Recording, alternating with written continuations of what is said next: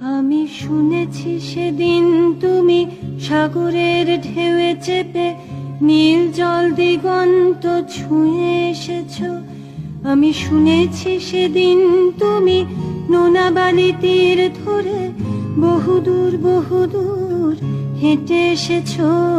আমি কখনো যাইনি জলে, কখনো ভাসিনি নীলে, কখনো রাখিনি চোখ ডানা মেলা গাংচিলে। আবার যেদিন তুমি সমুদ্র স্নানে যাবে, আমাকেও সাথে নিও, নেবে তো আমায়, বলো নেবে তো আমায়।